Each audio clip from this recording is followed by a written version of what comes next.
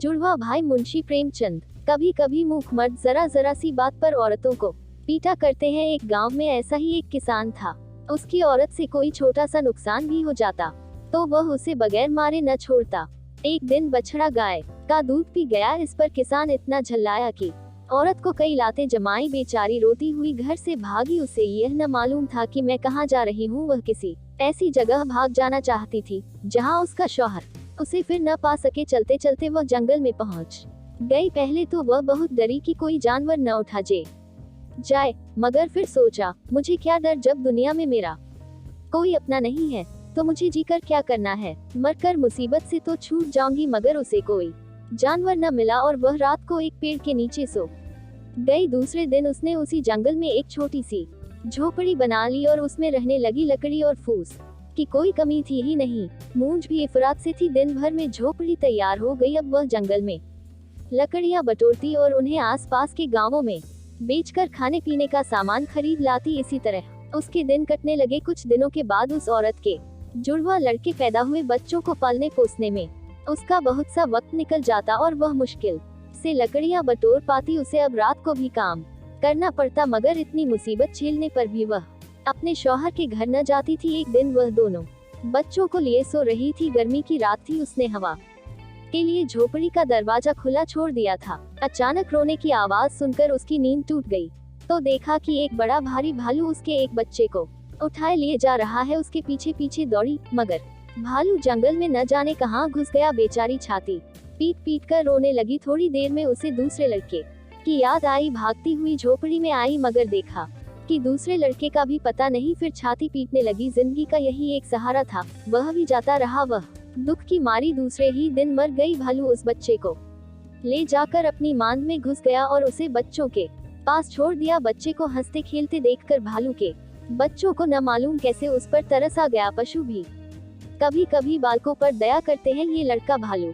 के बच्चों के साथ रहने लगा। उन्हीं के साथ खेलता, उन्हीं के साथ खाता और उन्हीं के साथ रहता। धीरे धीरे वह उन्हीं की तरह चलने फिरने लगा। उसकी सारी आदतें जानवरों की सी हो गई। वह सूरत से आदमी मगर आदतों से भालू था और उन्हीं की बोली बोलता भी था। अब दूसरे लड़के का हाल सुनो। जब उसकी माँ उसके भाई की खोज में चली गई थी तो झोपड़ी में एक नई बात हो गई। एक राजा शिकार खेलने के लिए जंगल में आया था और अपने साथियों से अलग होकर भूखा प्यासा इधर उधर भटक रहा था। अचानक ये झोपड़ी देखी तो दरवाजे पर आकर पुकारने लगा कि जो कोई अंदर हो, मुझे थोड़ा सा पानी पिला दो, मैं बहुत प्यासा हूँ। मगर जब बच्चे के रोने के सिवा उसे कोई जवाब न मिला तो वह झोपड़ी में घुस आया। देखा कि एक बच्चा पड़ा रो रहा है और यहाँ कोई नहीं है। वह बाहर निकलकर चिल्लाने लगा कि यहाँ कौन रहता है, जल्दी आओ, तुम्हारा बच्चा अकेला रो रहा है। कई बार पुकारने पर भी कोई नहीं आया तो उसने समझा कि इस बच्चे की माँ को कोई जानवर उठा ले गया है। राजा के कोई लड़का न था। उसने बच्चे को गोद में उठा लिया और घर चला आया। 20 वर्ष बीत गए। किसान का अनाथ बच्चा राजा हो गया। वह बड़ा विद्वान और चतुर निकला। बहादुर भी ऐसा था कि इतनी ही उम्र में उसने अपने बहुत से दुश्मनों को हरा दिया। एक दिन नए राजा साहब शिकार खेलने गए मगर कुछ हाथ न लगा। निराश होकर घर की ओर लौटे आ रहे थे कि इतने में उन्होंने देखा कि एक अद्भुत जानवर एक बड़े हिरन को कंधे पर लादे भागा जा रहा है। उसकी शक्ल बिल्कुल आदमी की सी थी। सिर, दाढ़ी, मूंछ के बाल इतने बढ़ गए थे कि उसका मुंह करीब करीब बालों से ढक गया था। उसे देखकर राजा ने फौरन घोड़ा रोक लिया और उसे जिंदा पकड़ने की कोशिश करने लगे। वह जानवर हिरन को जमीन पर रखकर राजा की ओर दौड़ा। राजा साहब शिकार खेलने में चतुर थे। उन्होंने तलवार निकाली और दोनों में लड़ाई होने लगी। आखिर वह जानवर जख्मी हो गया। राजा साहब ने उसे अपने घोड़े पर लाद लिया और अपने घर लाए। कुछ दिनों तक तो वह पिंजरे में बंद रखा गया, फिर कभी कभी बाहर निकाला जाने लगा। धीरे धीरे उसकी आदतें बदलने लगी। वह आदमियों की तरह चलने लगा और आदमियों की तरह बोलने भी लगा। उसके बाल काट दिए गए और कपड़े पहना दिए गए। देखने वालों को अचंभा होता था कि इस जंगली आदमी की सूरत राजा साहब से इतनी मिलती है। मगर यह किसे मालूम था कि वह राजा साहब का जुड़वा भाई है जिसे भालू उठा ले गया था। बनमानुस खानसामा मुंशी प्रेमचंद। कुछ दिन हुए इलाहाबाद में एक सर्कस आया था। उसमें और तो बहुत से जानवर थे मगर एक बनमानुस बहुत होशियार था। उसे लोग डिक नाम से पुकारते। ये मालिक ने उसे ऐसा सिखाया था कि वह घर का सब काम कर लेता। हाँ, बोलने से लाचार था। उसके मालिक की स्त्री मर चुकी थी।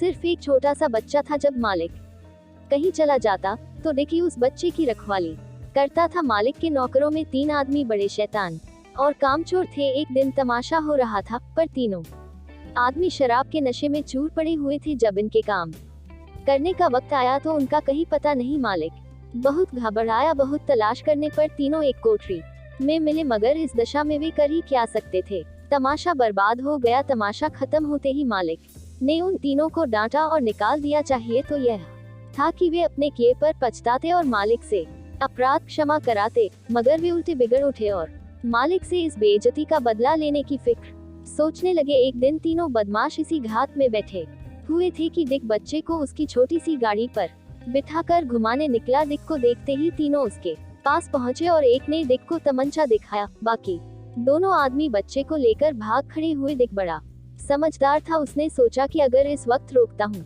तो मेरी भी जान जाएगी और बच्चे की भी। वह चुपचाप वहीं खड़ा रहा। जब वह तीनों बच्चे को लेकर कुछ दूर निकल गए तो वह एक पेड़ पर चढ़ गया कि देखिए ये सब क्या करते हैं। वे ज्यों-ज्यों आगे बढ़ते जाते थे, डिक भी एक से दूसरे पेड़ पर और दूसरे से तीसरे पेड़ पर कूद कूद कर उनका पीछा करता जाता था। आखिर वे सब रेलगाड़ी की पटरियों तक पहुंच गए। वहां वे बछवे को रेलगाड़ी की पटरियों के बीच वाली लकड़ी पर लिटाकर दूर से तमाशा देखने के लिए खड़े हो गए। बच्चे के हाथ पांव बंधे थे, इसलिए वह हिल भी न सकता था। डिक भी चुपके से उतरा और एक झाड़ी की आड़ में छिप गया। अरे रे रे, ये तो गजब हुआ। वह दूर से गाड़ी चली आ रही है। बच्चे की जान अब कैसे बचेगी? अब क्या उपाय है? अगर डिक बच्चे के पास जाता है तो शायद ये तीनों शैतान देख ले और तमंचे से मार डाले। ज्यादा सोचने का मौका न था। थोड़ी ही दूर पर पाइंट सिग्नल था। इसके सिवा कोई दूसरा उपाय न था। डिक को सिग्नल की क्रिया मालूम थी। उसने पहले कई बार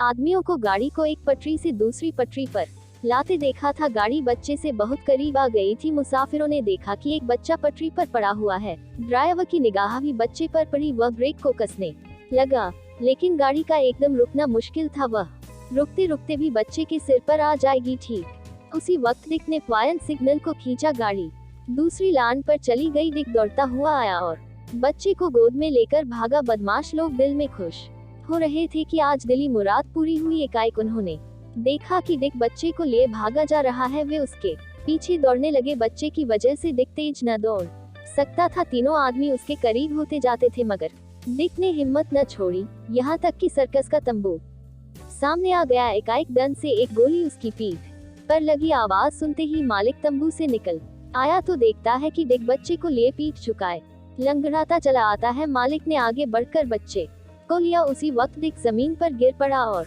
नमक का हक अदा करके इस दुनिया से रुखसत हो गया। इतने में सर्कस के कई आदमी उन तीनों बदमाशों को पकड़े हुए उसके सामने लाए। उन तीनों को देखकर वो सब कुछ समझ गया और डिक की छाती पर लौटकर बालक की तरह रोने लगा।